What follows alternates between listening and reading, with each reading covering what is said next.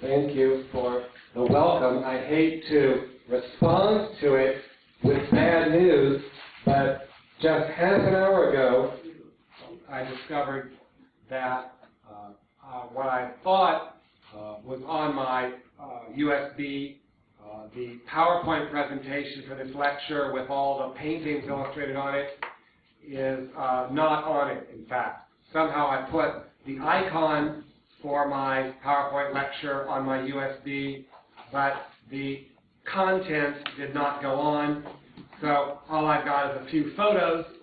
Fortunately, the photo of the Muwi-sa mural itself is here, okay, but none of the photos of the Goryeo Dynasty paintings that I wanted to show you is here, and I'm very sorry about that because I went to a lot of trouble to get them.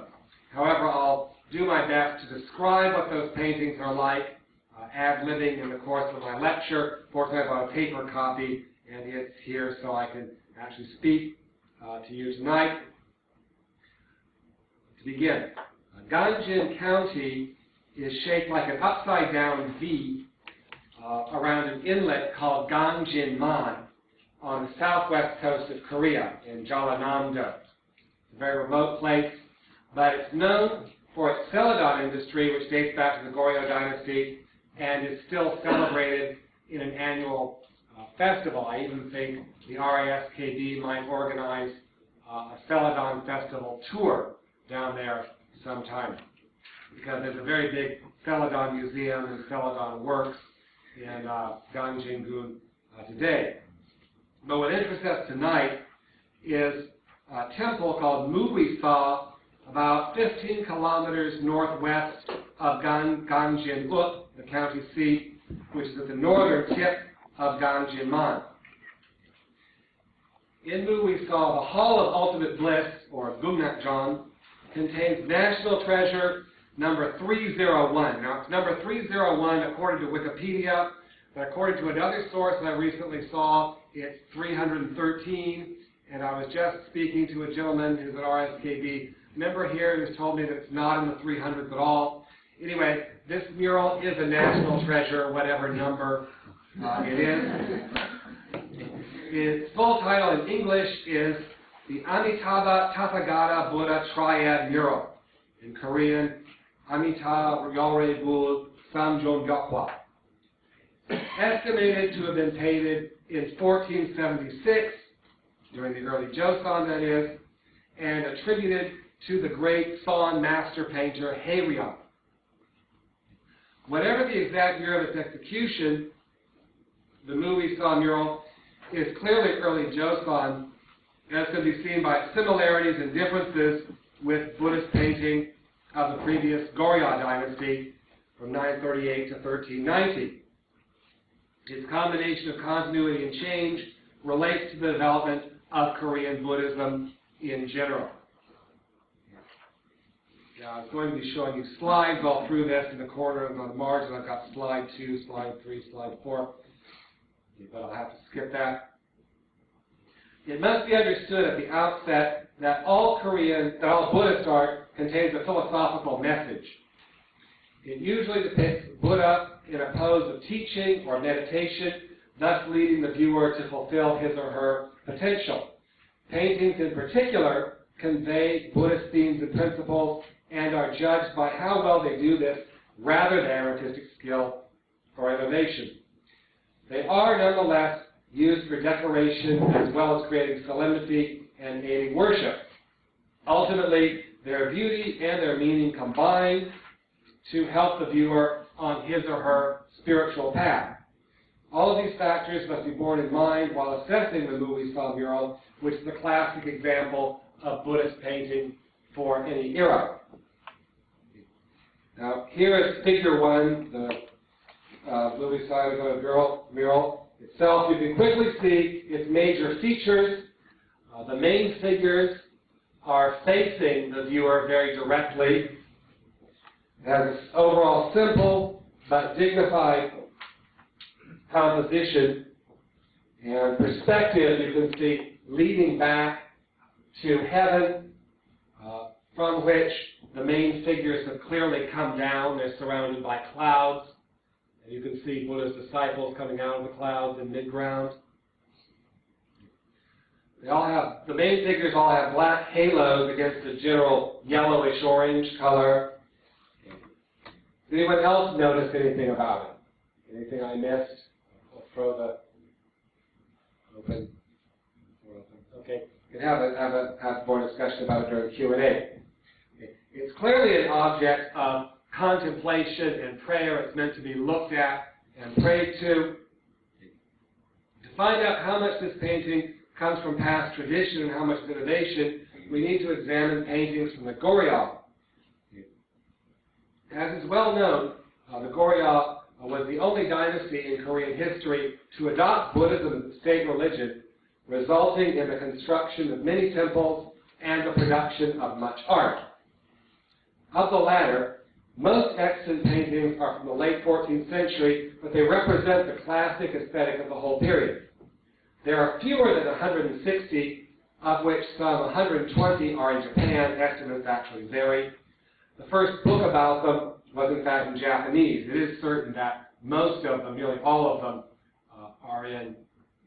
Goryeo paintings are in Japan. They were taken during Imjin Weirang. The most popular Buddhist cult of the Goryeo was Pure Land Buddhism, Jongto in Korean, which means the worship of Amitabha, the Buddha who rules over the Western paradise. Of all of the Goryeo paintings that survive, over half show him in the center. He was also venerated by the Japanese, which is why they stole so many Goryeo paintings in the 1590s.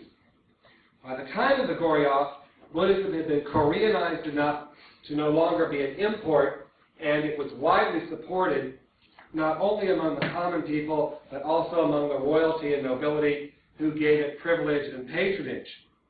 Finally, it was during the Goryeo that Son, known as Zen, more commonly in the West, became the standard form of a religion in Korea. It still is today.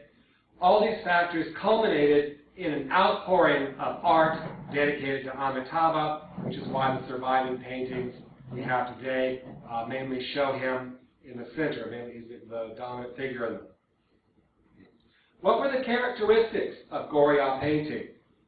For one thing, the royal and aristocratic patrons who commissioned it already knew Buddhist teaching, so that it had what the art historian Chung Woo-tek called, quote, a strong sense of conceptual quality.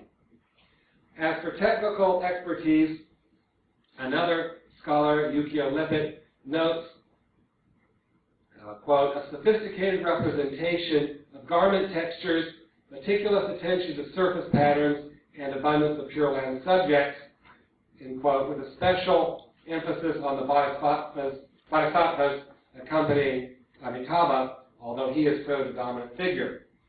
The primary colors of red, dark green, and dark blue are the main color scheme of most of them, which make them distinct from contemporary paintings in China and Japan. These colors were unmixed with other pigments and layered, which keeps them bright today. And here in Seoul, you can go to the Leum Samsung Art Gallery in Itaewon, or the National Museum of Korea in Yongsan-gu, and see examples of them. They're still quite bright. Goryeo artists also applied heavy amounts of gold leaf, in which they were skilled, to their paintings to give them life. And in all the Amitabha triad paintings, Amitabha wears a red robe with gold leaf medallion pattern on it, which you can kind of see here, although not quite the same. Lippert, for his part, points out that the warm red and cool blue and green balanced each other, as well as noting that there are, quote, disparities in scale between the main icons and accompanying figures, and minimal emphasis on landscape or illusionistic space. That's a major point I want to make, and I wish I had my PowerPoint slides because I could show you some Goryeo examples. They have very much black backgrounds or dark backgrounds. There's not much depth perception in them. Okay? And a major difference, I'm getting a little bit ahead of myself here, but a major difference between this Joseon mural is that there is depth perception in it, from earth, where the main figures are, all the way back to heaven, from which they've come down. Okay. Also, in Goryeo paintings, Amitabha is usually shown seated on a lotus throne, and the bodhisattvas have their heads at his knee level or below. In this one, they're higher, but I'll be getting onto that later. Goryeo paintings were also small, usually only about 1 meter high, and intended for private meditational or devotional use in home shrines rather than temples.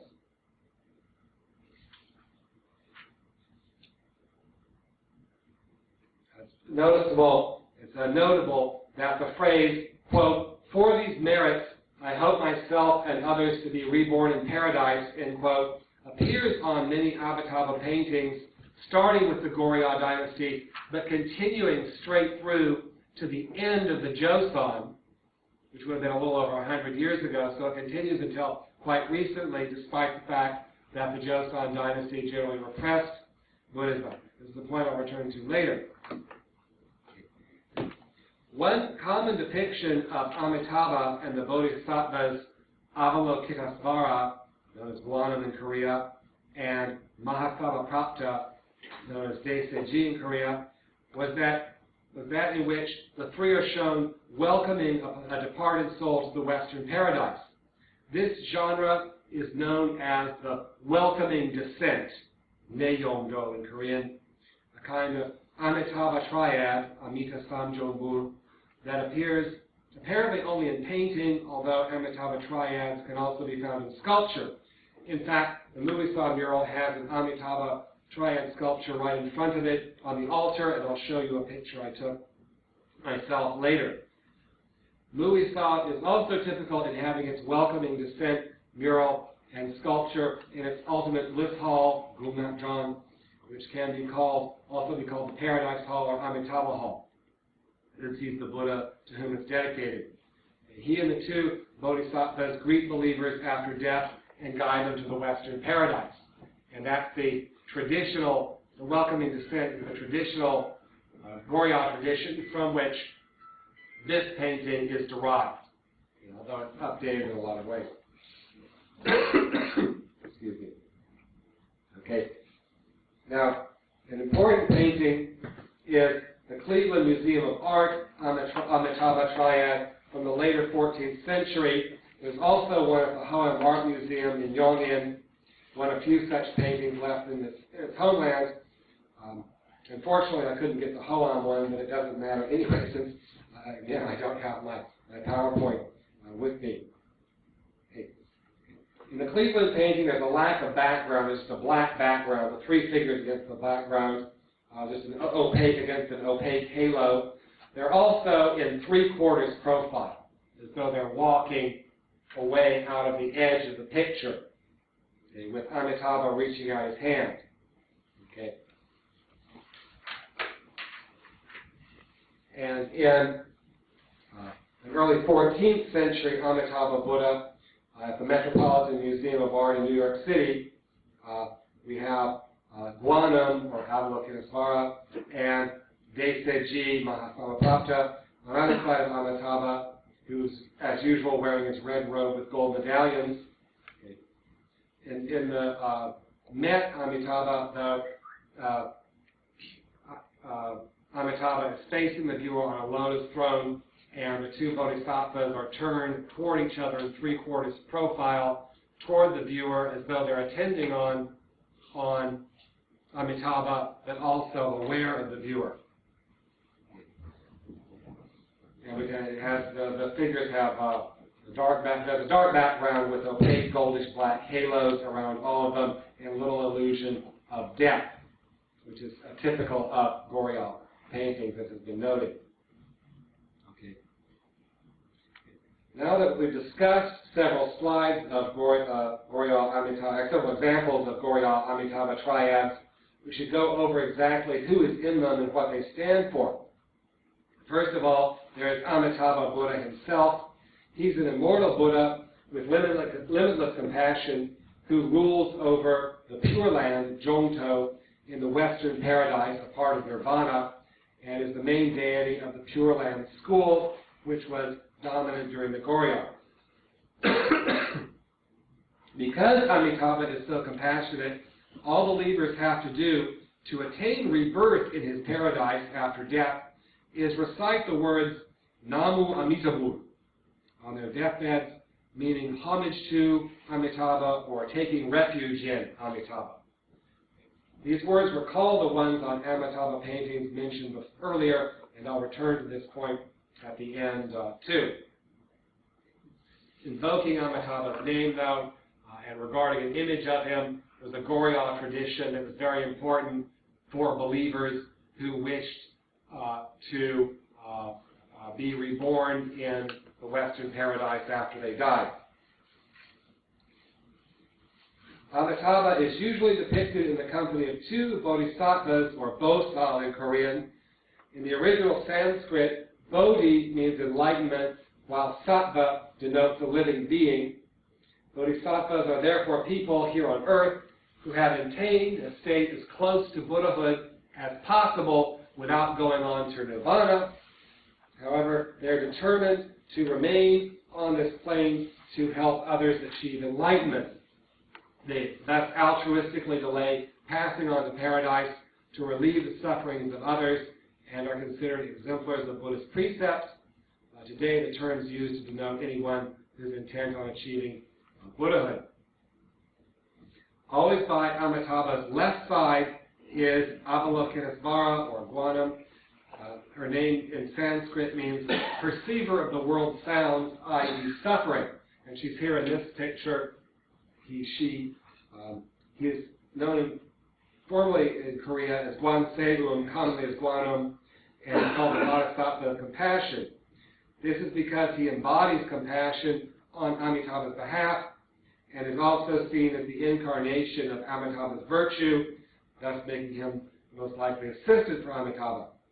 Today, he's perhaps the most popular divine figure in Korean Buddhism, but because compassion was traditionally estimated as a feminine virtue in Korea, this bodhisattva is frequently depicted as a woman, which is the case in the Muwi-sa mural. Can you spot Gwanam in this?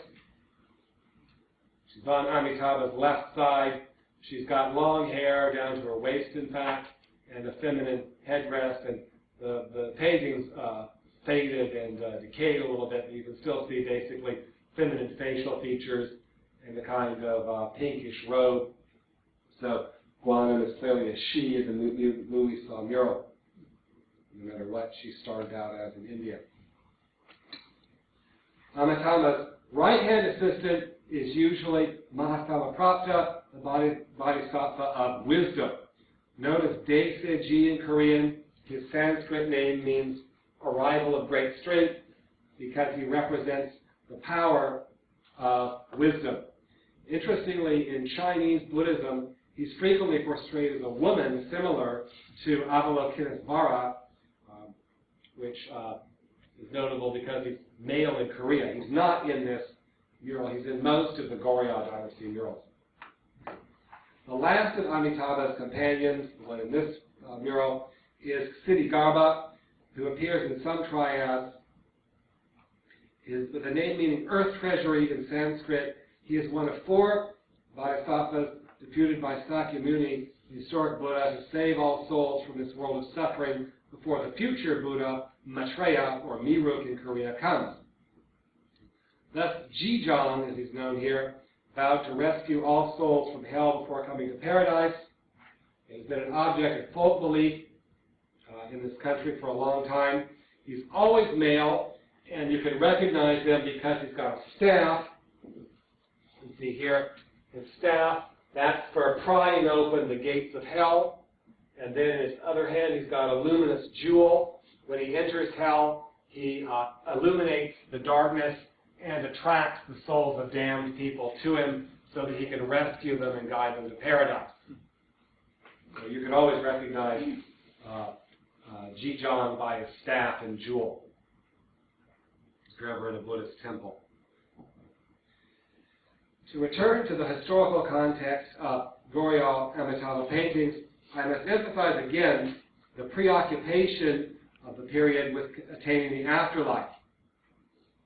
As Junhyun Michael Shin, evidently the only English language scholar to have written on the subject, points out, both clergy and laymen of the late Goryeo Dynasty were consumed by the idea of transition to the Western paradise. Moreover, late Goryeo people believed they lived in what they called, quote, the age of degenerate Buddhist law, when the world was descending into immorality and they could achieve rebirth in the Western paradise by invoking Amitabha's name, especially on their deathbeds. Significantly, Shin documents a late Goryeo, early Joseon monk named Gihwa, who lived around 1400, describing the death of another monk who, while dying, held a banner with Amitabha's image and invoked his name devoutly in order to be reborn in the Western paradise when he died.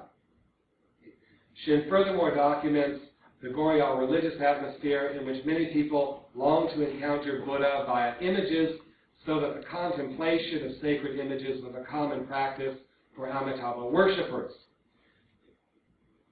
Shin even argues that the minute detail in Goryeo paintings was intended to imprint itself on the worshipper's memory, e.g. the pattern on Amitabha's red robe. I would argue that all these points are obviously applicable to understanding the Muwi-sa mural, background to the Muwi-sa mural.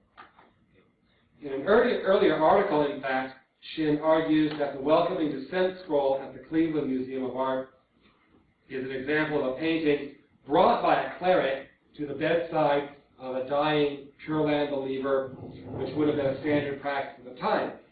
Shin argues that in cases where the figures are depicted frontally and there is no dying figure in the foreground, the dying believer is thus intended to be the viewer. Thus, quote, the picture turns into his visionary experience of transition into the Western paradise, end quote. By contrast, the three-quarters stance welcoming descents like Cleveland's and Hoam's are, quote, nothing more than visualized narratives, end quote, hence there is no involvement of the viewer. Shin elaborates on an earlier theory that the three-quarters profile triad indicate the triad as moving toward a believer who is imagined by the viewer outside the frame.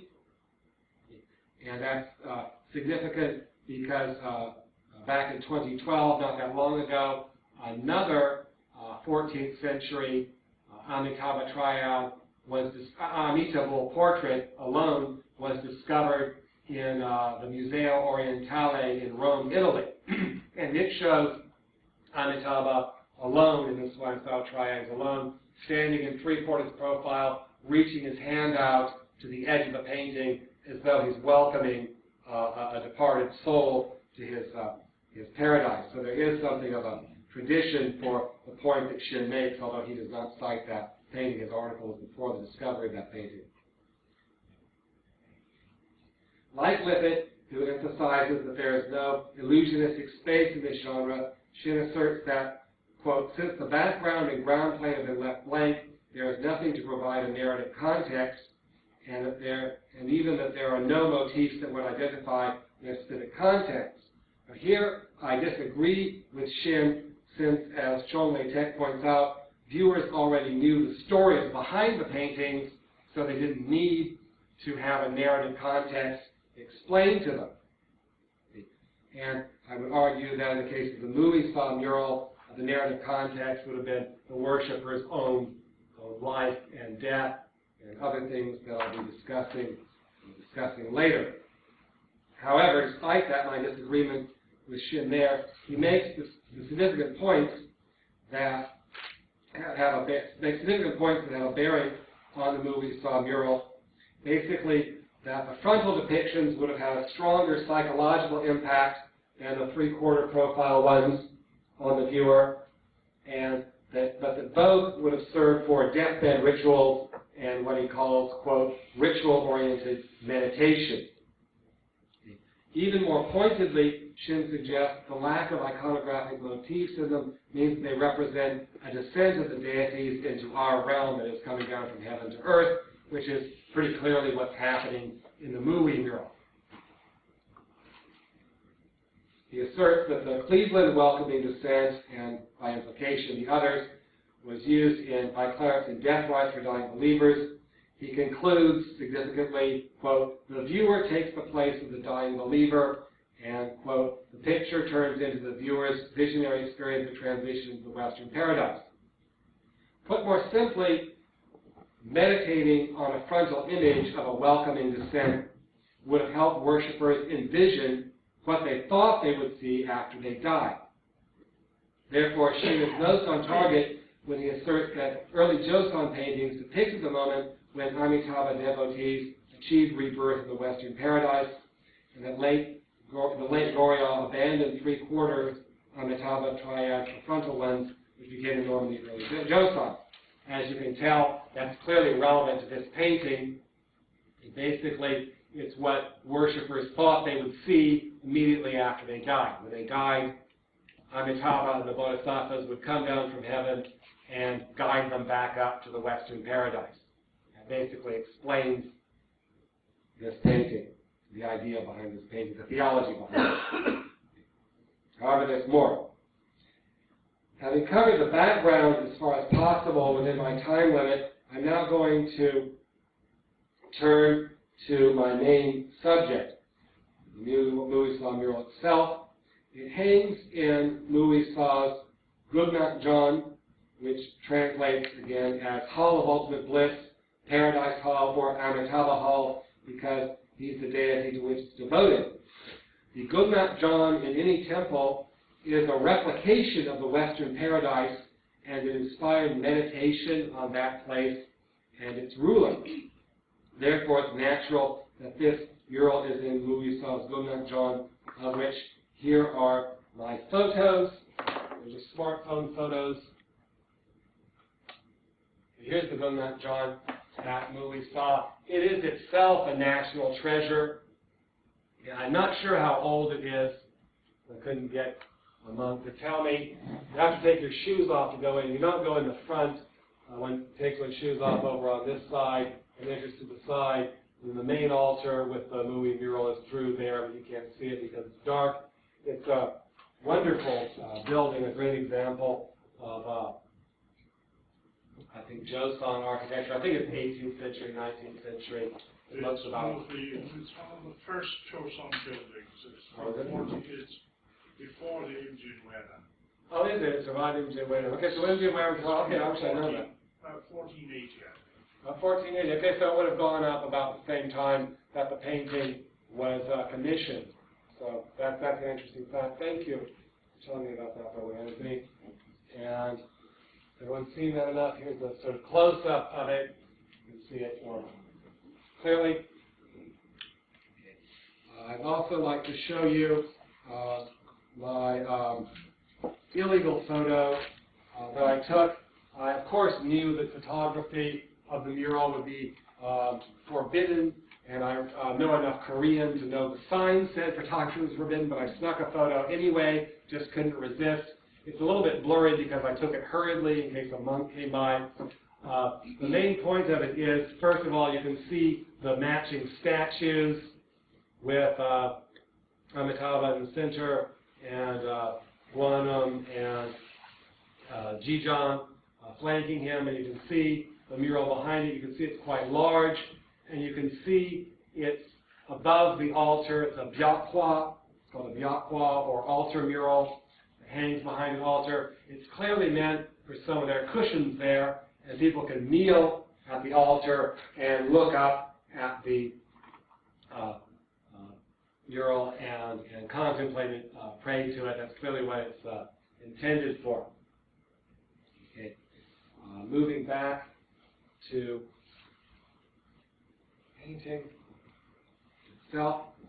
There's another reason why this mural hangs at Muwi-sa, indeed why it exists in the first place.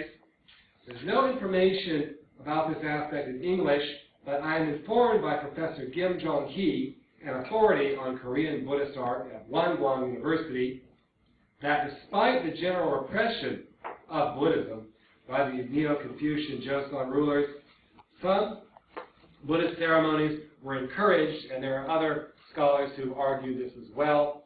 in English, but specifically the information that I have from Professor Kim Jong-hee is that one of these ceremonies was called the suryuk, or water and land ritual, which was performed for the dead so that their souls could continue to paradise.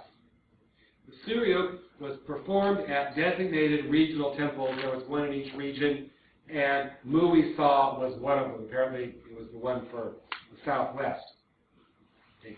This explains why the mural would have been commissioned from a monk master painter like Halion, and because it would have aided both the performance of the suryuk ceremony with an updated version of the Goryeo style Amitabha welcoming descent, and it would have also served as for private contemplation or prayer by worshippers who want to see Amitabha himself and his bodhisattvas after they die. Now that we understand what this mural is for and the tradition that it came out of, I'd like to, wait a minute, I've gotten ahead of myself. We don't have the slide for this, so we'll skip this paragraph. It's worth pointing out that Byakwa like this appear to have existed in temples prior to Imjin Weiran, according to Professor Kim Jong-hee, but they were all burned down. There are, however, records making references to them. So there was a tradition for Byakwa welcoming descent, but there are any extant from before Imjin Weiran. From the Goryeo. Okay. Now I want to pay attention to analyze the mural itself, my own observations about it. To begin, the halos in the Muwi-sa mural are black, with Amitabha's being pointed upwards. It fits with the halo around his body, which, as you can see, is elaborately ornamented, rather more so than in the Goryeo Dynasty triads, where there's just an opaque disc or a goldish halo around the head and body. He sits in Goryeo fashion on his lotus throne, with the soles of his feet up, Goryeo fashion, hands in Suin position, which represent one of the 9 stages of rebirth. You can see his hands are held in a symbolic position. That's all Goryeo. Also, like the Goryeo, he wears a red robe, but it doesn't have a gold leaf medallion pattern. I would suspect that that's because of the withdrawal of noble patronage during the Joseon. That maybe they couldn't afford gold leaf to decorate Amitabha's red robe. It's sort of a whitish color. On the other hand, maybe it was originally gold leaf, but it's faded. I don't know enough about the mural to know that. These whitish medallions, whatever they were originally, are not distorted by the folds of the cloth. Moreover, even though they're depicted, if you look close, you can see some folds of cloth depicted with black streaks. The medallions are not so distorted as they are naturalistically in Goryeo paintings. Amitabha stares very directly at the worshipper, seeming to invite interaction, personal contact. For their part, the bodhisattvas stand barefoot on yellowish lotus foot supports, which is the case. You can see those at the bottom. I don't know if you can see them clearly, but they're standing on lotuses like they are in Goryeo paintings. However, both have transparent orange-yellow body halos outlined in black. They stand on a petrol green tiled floor, which is unusual. I haven't seen that in any Goryeo painting. And the edges of Amitabha's throne are visible in flight through their body halos, as you can see here and here. Again, I don't know of any Goryeo precedent for that. That's a Joseon innovation as far as I know. Moving behind the main figures to mid-ground, we can see minutely detailed clouds with puffy swirling patterns that are also orange-yellow, like the overall color scheme of the mural. The heads and shoulders of 6 of Buddha's disciples are projecting out of the clouds with their hands clasped in supplication or prayer. I don't know if you can see their hands clearly from where you're sitting. I can barely see where I'm standing, but hands there, clasped, apparently in praying or supplication.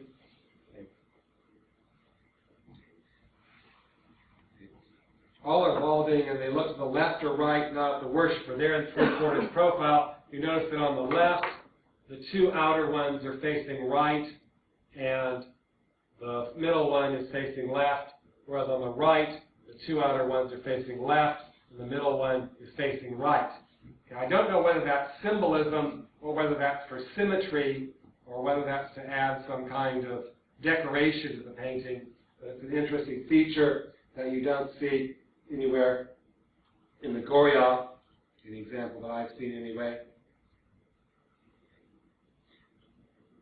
All disciples have serious but calm and reassuring faces. They all wear robes with patterned lapels, except for the one right center. And again, I haven't seen any Goryeo or even Joseon painting, and I've looked, that has this kind of feature in it. It's as though the disciples are coming midway down, supporting the three frontal figures, forming a bridge perhaps between them and the upper background. Okay, but moving back to the center, above Amitabha's head, the intricate clouds touch the top of the mural, which isn't quite visible. The top of this isn't quite visible in this screen. The screen kind of cuts it off, and it's there.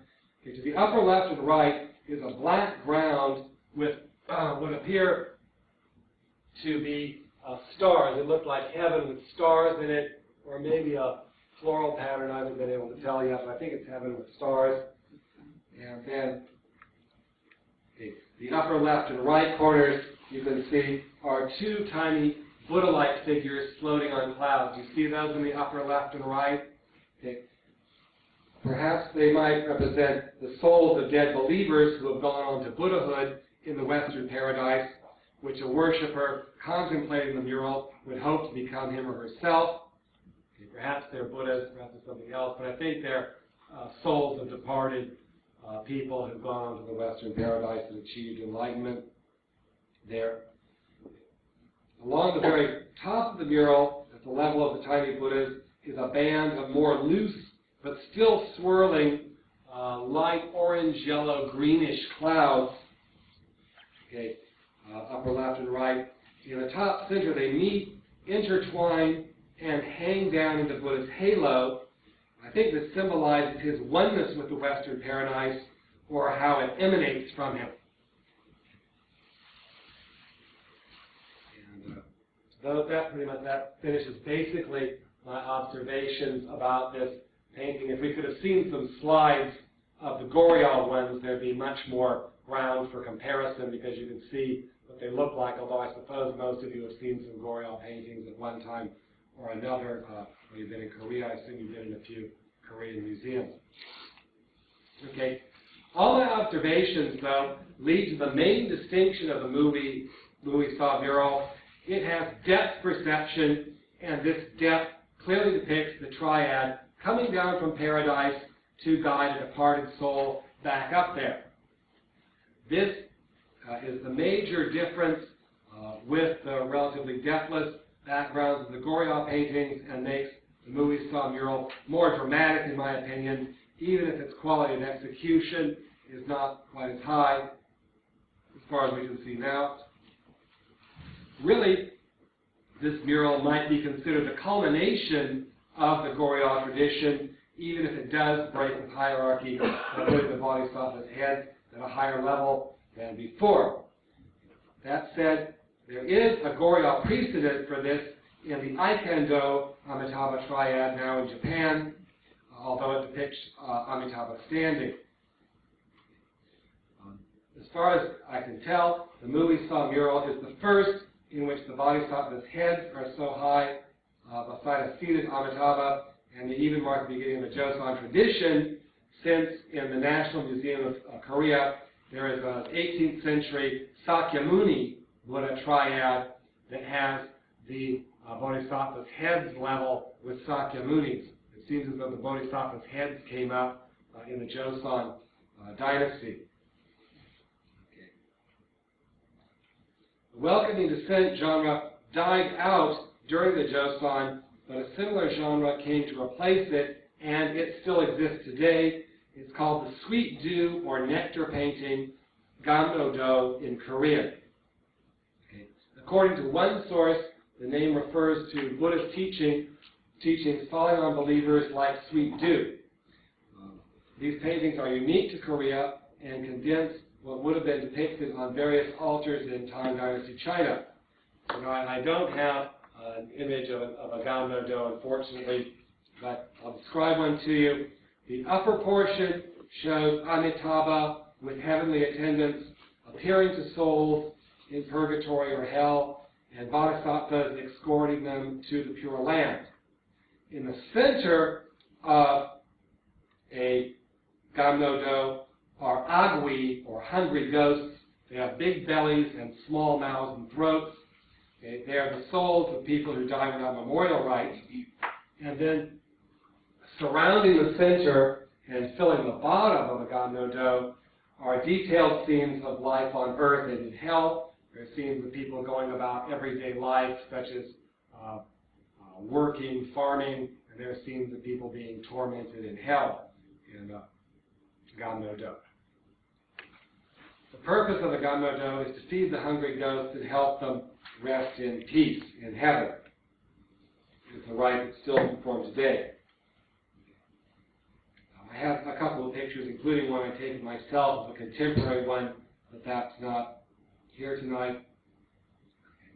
The National Museum of Korea art historian Kim Sung-hee does not say so directly, but she makes a point indicating a link between the Muwi-sa mural and today's gamnodo, which have bodhisattvas such as Siddhigarbha and Avalokitesvara in the upper part, usually the upper right-hand corner. She says, quote, "The Buddhist deities are surrounded by clouds stretching away into the sky, suggesting they are descending from the Pure Land," end quote, thus connecting heaven, earth, and hell. Well, that's precisely the cosmic schema that's prefigured in the Muwi-sa mural, as we can see here. Fortunately, I have this image. Okay. Kim Sung-hee further points out that gamnodo were used in rituals to lead the dead to the paradise, such as the suryuk, okay, which was what this painting was created for. Gamno, she claims, means nectar, which is the food of paradise and enables hungry ghosts to enter it. Whether you think gamnodo means sweet dew painting or nectar painting, it's clearly a continuation of the main concern of the welcoming descent genre, seen here, namely enabling souls to enter the Western paradise. In conclusion, I want to return to the Goryeo practice of inscribing Amitabha paintings with the phrase, "For these merits, I hope myself and others to be reborn in paradise." Significantly, this continued until the end of the Joseon, despite all its repression of Buddhism. Therefore, Amitabha's cult must have had a perpetual attraction to Koreans, coupled with the belief that invoking Amitabha's name on one's deathbed, especially while regarding an image of him, ensured rebirth in the Western paradise. We have a clear theological foundation for the Muwi-sa mural. We can understand why it's there and what it was for. It would have served as a prop for the suryuk and similar death rites, as well as an object of contemplation and prayer by believers who hoped to achieve salvation by meditating on it. As such, it must have been a source of comfort to many down the centuries, and it may even still be today. People still kneel and pray to it, and I suppose there are still people in Korea who look at it and think that's what they'll see after they die. Amitabha and the two bodhisattvas coming for to carry me home. As an artifact, in fact, one does not have to be a Buddhist to draw inspiration from it because of the meaning that it has, which I've tried to make clear in this lecture. As an artifact, it represents a transition between two periods of Korean history, from the state religion to a repressed religion. It still went on in an underground way. But more than that, it's a haunting masterpiece of world religious art. Thank you.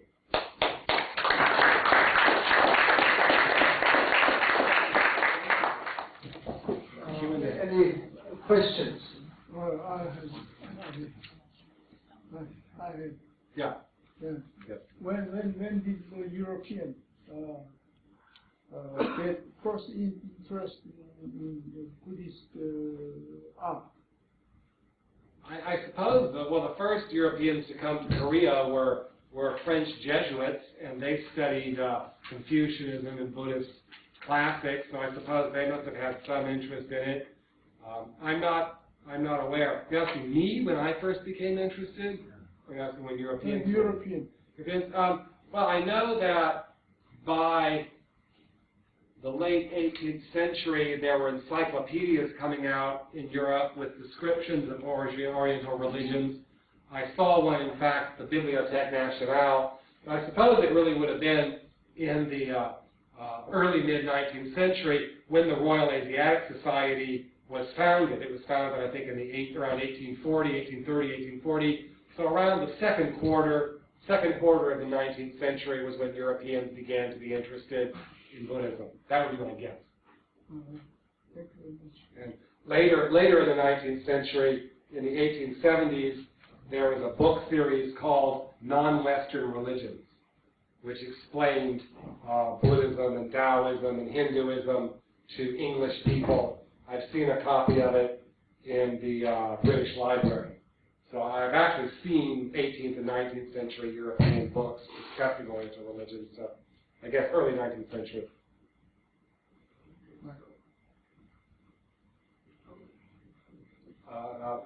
Back there, I think I saw you first. Your description of the use of the painting as a ritualistic aid, Yeah.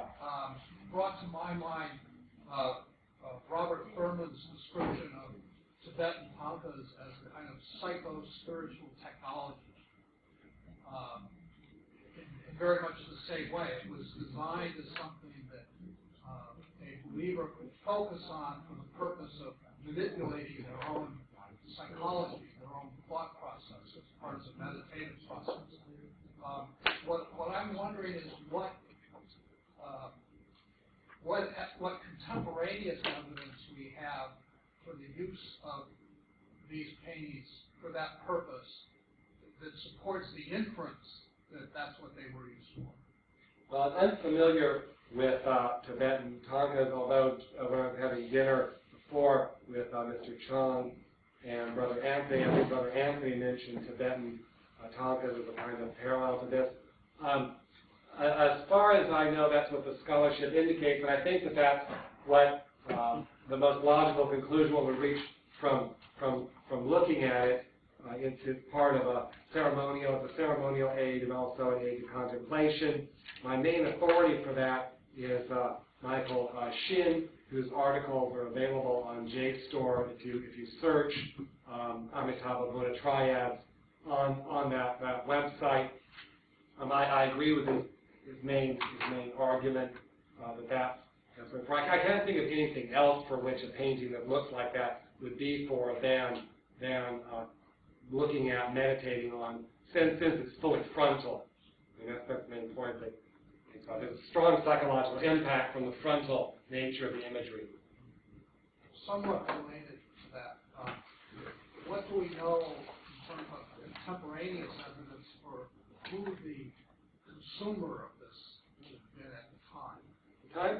Well, I think that you'd have had a lot of common people going to the temple because in the early Joseon, aristocratic patronage went more on the Ming Chinese Confucian model. So you have less visits to monasteries from the upper classes, more visits from maybe middle and peasant classes. That would be my guess. Temples were in fact open to all And that's why I say at the end, this painting would have given comfort to a lot of people down through the centuries because it was accessible to whoever went there. I suppose it would be commoners and middle classes with some aristocratic worship continuing. Thank you. Good question. And this gentleman over here had his hand up. You have a question? Yes, I have a comment and a question. First,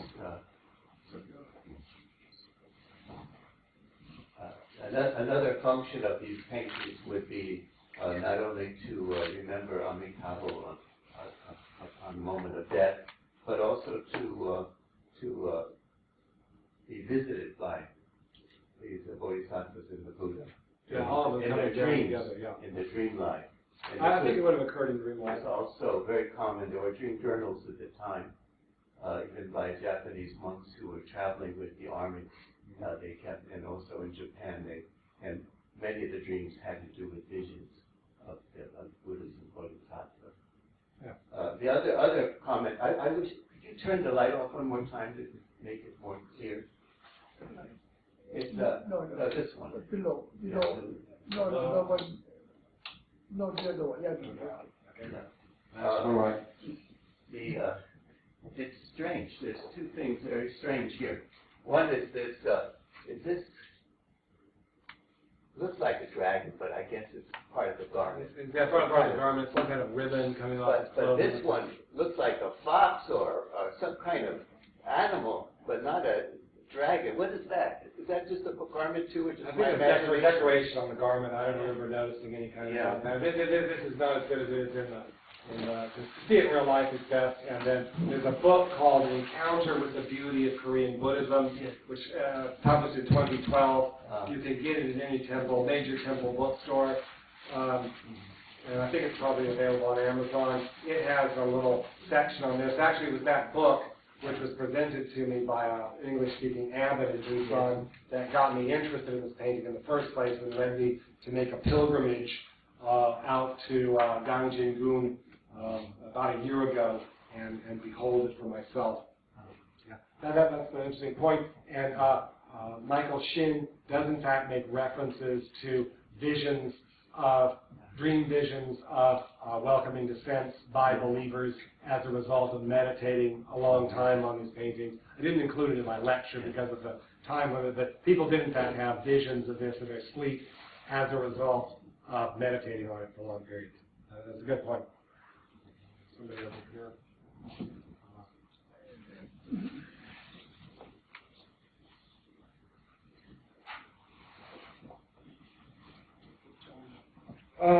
Because Muwi-sa is very famous for its very complete set of murals.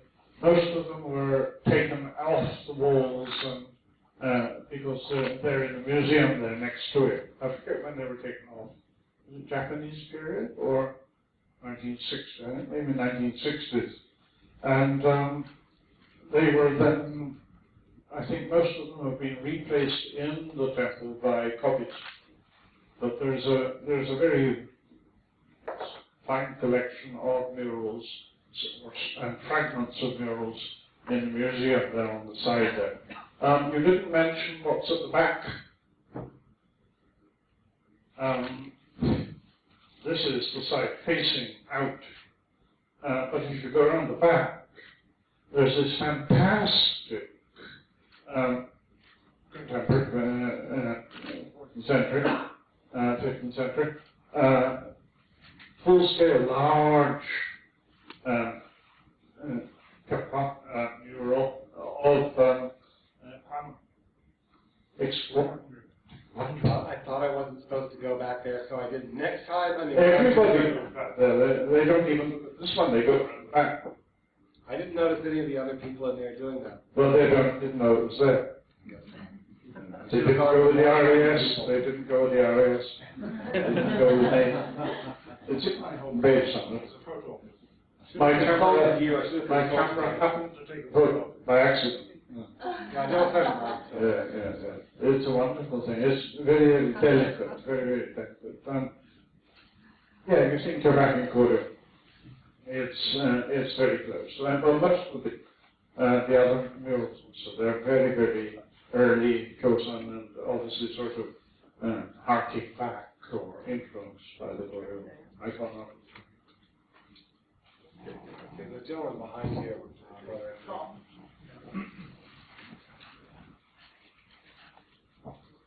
Have the followers of Amitabha Pure Land been following this belief tradition solely discreetly in country by country, culture by culture, or has there been some cross communication among the various groups of believers throughout Asia, then as well as today? And is there a central canon that all these national groups of the Pure Land sect refer, so that they have something in common and something to communicate via amongst themselves among Asian countries? Yes, Michael Shin, once again, is the main authority on the welcoming descent genre and Amitabha triad genre.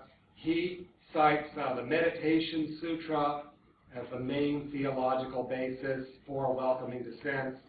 Also, some basis in the Flower Garland Sutra. I haven't read either of those, but someday. But is there some sort of organization today that kind of acts as an umbrella organization of a clearinghouse communication? I suppose the Joseon order does, but there's no one in Muwi-sa who speaks English. No, I mean not just in Korea, but I mean throughout Asia. Throughout Asia? Well, there are websites, Buddhist websites, that have basic entries with a few sentences of information on subjects like that. But I don't know of any clearinghouse. The RASKD would be the main one. Yes. I mean, we URN, I'm not a member of the URN.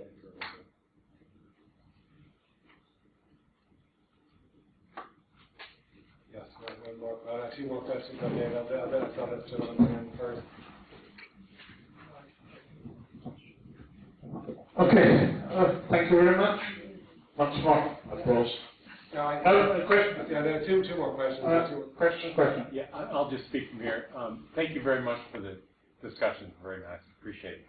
My question was one of, you talked about the Amitabha Buddha starting out very high in the Goryeo, and then through Joseon kind of becoming more level. Yeah, Any interpretation of that? It's attributed. Kim Sung-hee makes a reference to a strict compositional hierarchy. It's like during the Goryeo, which is very religious dynasty, similar to medieval Europe. Buddhism was like the medieval church in Europe during the Goryeo, and you had very much high status given to the Buddhist deities and the bodhisattvas, who are holy, but just people, are distinctly lower. They're below knee level. Joseon, somehow that hierarchy seems to have been broken up with the bodhisattvas' heads getting higher and higher. I suppose it has to do with the Joseon art, in my opinion, becoming more like folk art, more informal, less aristocratic and dignified and formal than the Goryeo. What exactly made that happen? Maybe it was because of the withdrawal of aristocratic patronage from Buddhist temples. Their art became more folksy because the main worshippers would have been commoners. That's the only explanation I can think of. And Mike Duffy has a question. It's a short question. I hope this isn't something I missed when I wasn't paying attention during my lecture. You say it was painted in 1476. Yeah. How do we know? That's the estimate, the official estimate. I don't know actually, but as Brother Anthony was pointing out, the Goryeo was put up in around 1480, so maybe they were made for each other. That seems likely. I don't really know why there's an estimate of that. But Michael Shin has very complex reasons, which I can't couldn't recount off the top of my head, for placing, for agreeing with the 1476 more or less date because of the way it appears compared to its Goryeo predecessors. And I think there's probably some historical record saying it was painted around that time. The lead historians, art historians, the figure was painted around the 1470s, some historical records. Again, the book Encounter with the Beauty of Korean Buddhism might have a note on that. I don't remember offhand. Encounter with the Beauty of Korean Buddhism is a great book with a lot of footnotes in it, a lot of documentation in it. So that's all I can tell you. Okay. Thank you very much.